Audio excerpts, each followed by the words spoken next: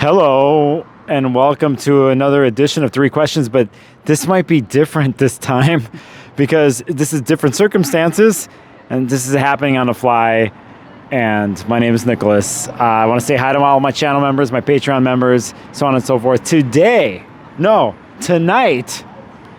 I am with... Lyndal Walker. Lyndal Walker. When did we meet?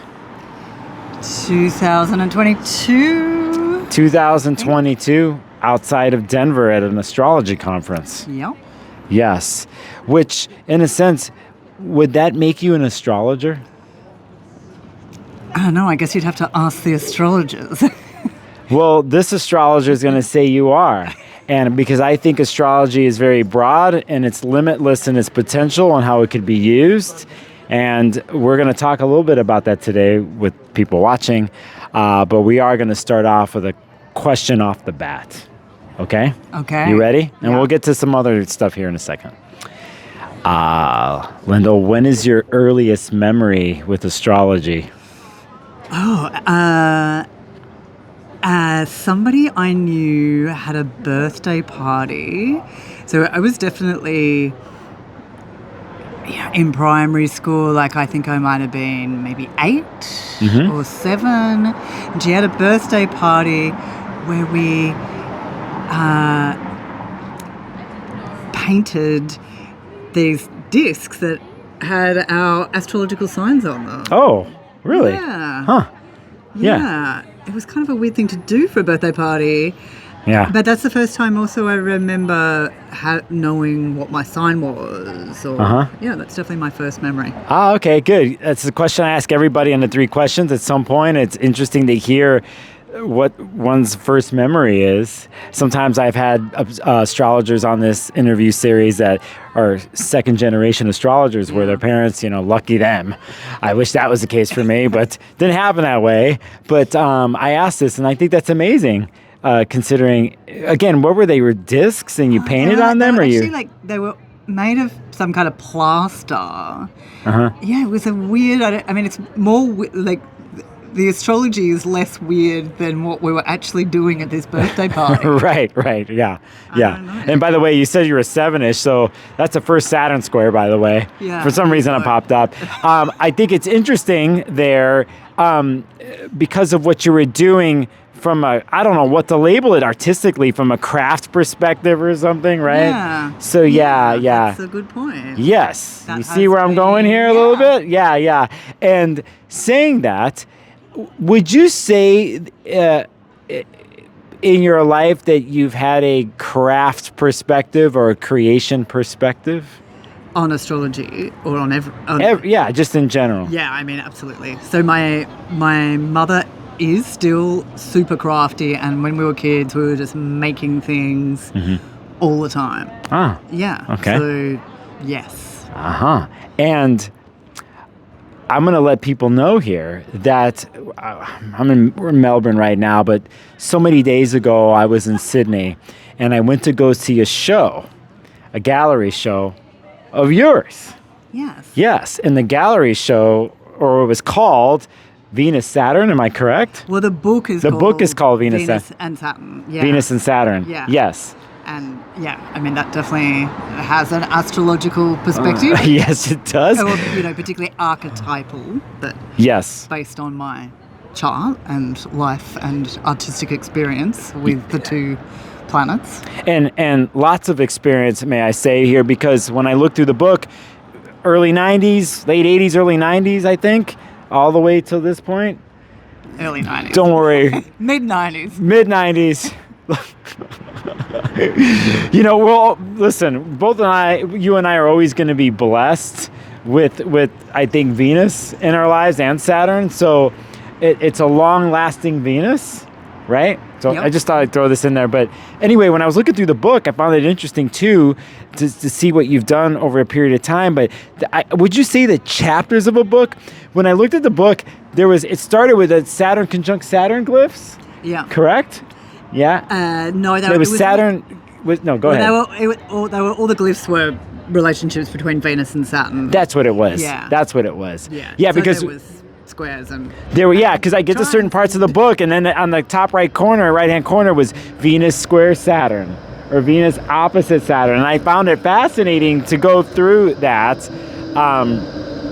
So, saying that, not to bring in the young part of you when you were crafting. Now you mentioned something when you were younger, how you were always making stuff with your family and stuff, but people are probably wondering who you are and stuff, and I thought I wanted to throw this off the bat, that when I met you outside of Denver, you were helping out with some audio stuff. You were there, and you handed me at one point some small cards, and they were astrologically representative. The Capricorn, was it a man with a top hat? What well, the Capricorn is actually a woman. Yes. Yeah. So, but she's dressed like a 19th century. I based it on portraits of like 19th century industrials. Yes, that's right. Yeah. Who were these? Yeah. They were. Yeah. Serious people with a whole lot of money. Yeah. But industrials, like this very physical. These very physical activities. Yeah, mining and building things. Yeah. Tycoonish kind of mixed into there, right? And I found it fascinating because you handed me a Capricorn one, and I think possibly the other one might have been Aquarius. I can't remember. But that was like, you were just a person helping out the teens, but that's when I realized who you really were. So you handed me something, like, okay, we're at an astrology conference, everybody's just doing the charts or doing whatever, and here you are handing me something that you created. And eventually, when I got to know who you were and saw things you were doing online, I saw like what you do.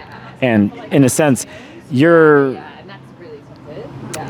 looking at the world. You obviously use astrology. I mean, astrology is in everything, right, Lyndal? So, like, for you, I've noticed it's just incorporated in everything that you do. Was that the correct way to saying this, or? Well, I mean, that series I did was very much about the astrological signs. I did a series of recreating the 12 signs. Right. And so that was the first work where I really directly dealt with astrology, that was the subject. But astrology has informed my art practice for a long time because I became aware of the archetypes and the way that they were operating in my chart, and that they were already present in my work. So that was the other thing. So the book Venus and Saturn, these archetypes had been playing out in my practice since when I was first exhibiting in my early 20s, in the mid-90s. Mm-hmm. And then I became more conscious of the archetypes and used them more consciously. Yeah, it's kind of interesting, I think, with everybody's story in astrology, or they're affected by it, how it presents to, like, it was first presented to you when you were a 7, right, at that little crafting party or whatever, and then how it's always there, but you don't know it, and then it comes back around, and then you're informed in different ways. I think everyone has this discovery process with astrology. They find a book, they find something, they get to a certain level with it, and then it's kind of there, and then it comes in on a deeper level later on. I don't know, that's how it's been for me. It's ongoing and never stops. I don't want to just stick my head in text all the time.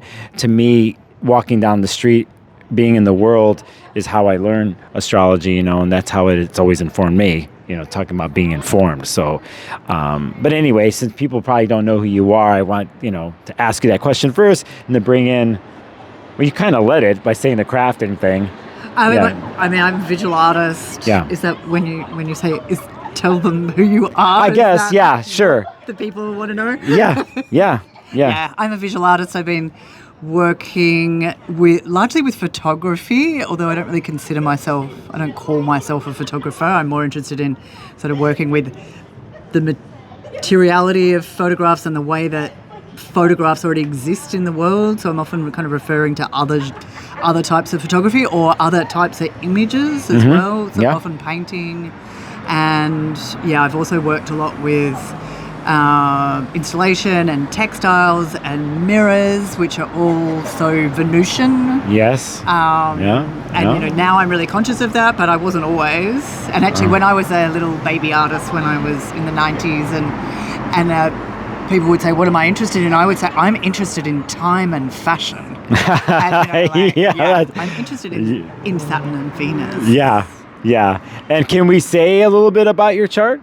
Yes, if you like. Yeah, I mean, how is Saturn and Venus in your chart? Well, they are conjunct, and my sun is in there as well. Mercury's in there as well too. And the moon. And the moon, yeah. So, but yeah, your Saturn and Venus is prominent and obvious. And again, I saw it in your work. I saw it in the different ways. And also too, you mentioned textiles because you had these silks there too. And, aesthetically, for me, I'm Venus ruled. I'm a Taurus ascendant. I'm always moving through my senses, like my senses guide me in this world. So when I was actually there in Sydney, it's so nice. Like, hey, you can touch these scarves. And so for me, I was like, oh, these feel really good. And then, and then there's the images on there and everything else, which is a whole nother something else. So multifaceted in the tools and vessels that you use. I saw that. So, all right. That's sort of an interesting first question and where we went. You ready for a second one? Sure. All right. What are you reading these days? What's on your bookshelf? What's on your mantle? What's happening? I've started a lot of things. Actually, I've just started a few things. So actually, I just started a really interesting book called The Undercurrents, which is about Berlin. It's a kind of written by an art writer named Kirsty Bell. And yeah, she sort of starts from the perspective of her apartment and how they kept having all these leakages. And and then she decides to sort of investigate. It starts with the feng shui, and it's just the apartment is just by the canal, and so she's sort of really talking a lot about water and the effect of water on Berlin. And one thing that really struck me was that the river in Berlin flows really slowly.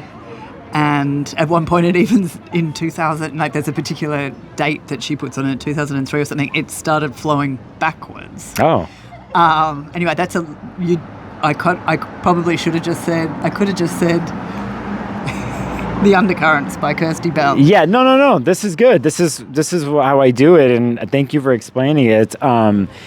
Anything else too? I mean, if you're like me, there's 2 to 3 books. Yeah, so I actually also just started Braiding Sweetgrass, which I've been meaning to read for ages, and now I'm embarrassed that I can't remember the author's name. But she's super interesting, a Indigenous First Nations American woman who's also a scientist, and so she's talking about relationships to plants from both of those perspectives. And it's really beautifully written. It's really I've been meaning to read it for ages, and it's really beautiful. I'm excited. Yeah, no, it's good. And by the way, just so you know, when I asked the book question on here, I put links in the copy. Oh, cool. Put everything. So when I watch this video, I'm gonna research everything you said. I'm gonna put it on my Kindle, probably do my own reading, but it's gonna be in the copy so people go, that's part of the deal. So, and I also have an affiliate links with bookshop.org, which supports independent bookstores. So anybody who's interested, they'll buy through that and supports independent bookstores. That's great. Yeah.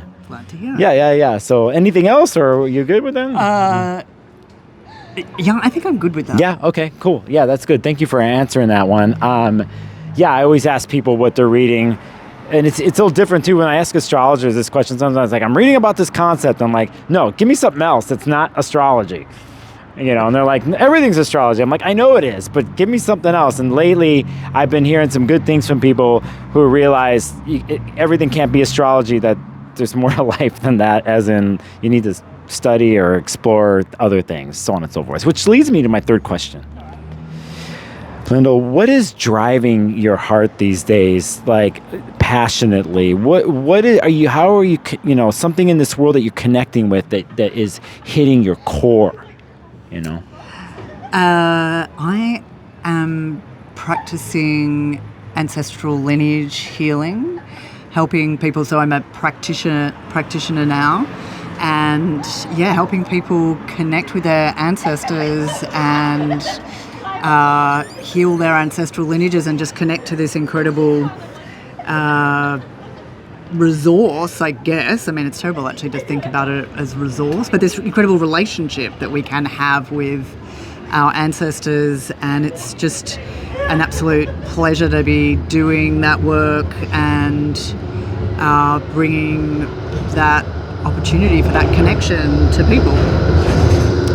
I love that we have the tram going through. We talked about this before, but you ended there by with connecting with people, helping to support people with ancestral work. Yeah. So, Yeah. In your time of exploring this, is there anything that you discovered about yourself that you didn't know about? I mean, what actually immediately springs to mind is actually myself as a grandchild, to experience myself as a grandchild because I'm connecting with elders. So, I mean, that's in terms of my own work with the ancestors when I'm connecting myself. Mm-hmm. To feel myself as a grandchild is actually very sort of special, to have this sense of these like loving, caring elders. That's very special and was an unusual experience for me. Mm-hmm. I didn't know any of my grandparents. Oh, in their okay. lives. I see. Yeah. Yeah. Yeah.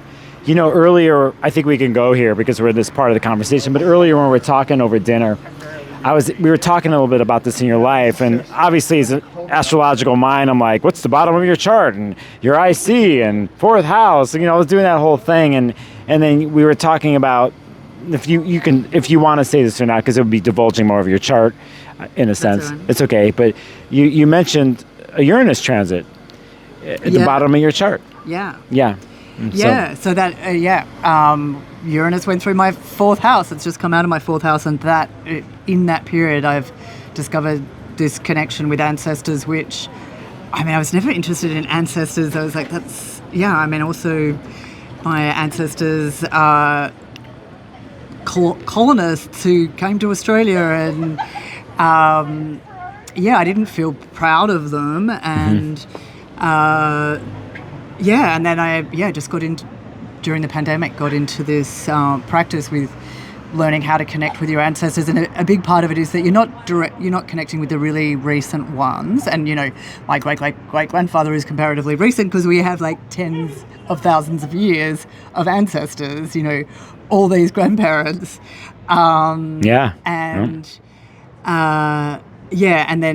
then now this is was a very unexpected thing that, at the end of the Uranus transit, I would have, that my career would have sort of developed towards doing a healing practice, which I'd never done any healing practices. I've always been, I have been a teacher, but mainly I've been very focused on making art. That's been my practice. Mm-hmm. And now I have this aspect of what I do in the world is healing. I have these new relationships in my life with my ancestors. Yeah, no, we were talking earlier, sometimes when astrologers were looking at upcoming transits coming up in a certain part of your chart, and because of what we've been trained on or learned, like, these are the sort of subject or narratives that are going to happen in that house with that planet going through. But, typically, let's say if Uranus is going through the bottom of your chart, there's going to be a property switch up multiple times or something to do with home, but it is dealing with ancestry. It's just in this way for you. So, anyway, I thought it was very interesting when we were talking about this, and I appreciate you going there. You're literally going there. If you're doing ancestry work, you're literally going there. Yeah. People. So saying that, thank you for answering the third question. Where can people find out more about you? Where do they discover you? My art website is www.lyndalwalker.com. Yeah. And my ancestral lineage healing website is conversationsintime.org. Oh, I didn't know that. Okay. All right. That's good. I'll throw all that in the copy. I'm going to throw a bonus question here at the end. Okay. Wow, lucky me. All right. We're going to switch roles here. Okay. You're going to ask me a question. You're going to interview me. One question. What do you want to ask me? What brings you to Melbourne? Oh, well, that's That's a deep story, actually. But I don't, just to connect with people and to eat good food. That's so far what the deal is. There could be other things down the line, but as someone with golden wings on my back, I just follow where the wind tells me to go.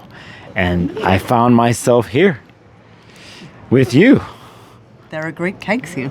Yes, there are. And oh yeah, thank you. I just realized what you were doing. I just realized, oh shit, I am here in Melbourne to find Greek pastries that I haven't had in a long time, that I will find tomorrow. And we had some earlier. So yes. We're high on cake. We're high on cake. We're high on some Greek desserts. So great question, by the way. And thanks for asking. And yeah, we're having a moment here. And so, yeah, come in. You can say hi. You can come and say hi. We're having a moment here. It's my birthday. It's your birthday. Happy birthday, Leo.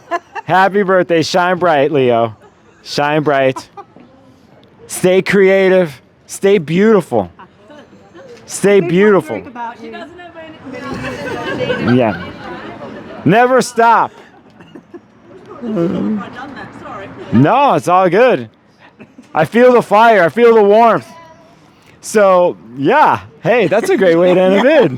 That's a great way to end a video. We ended up with some astrology in the end, didn't we? Yeah. Yeah. That's funny. You see how I do this, Lyndal? This is why I do it on the fly, because stuff happens when I do these. So, yeah. I appreciate you coming on and answering the questions and taking a risk with me. Huh? Yeah, my pleasure. Yeah. All right, everybody. I'll put all the info we talked about in the copy, and I'll see you on the next video. Bye. Bye.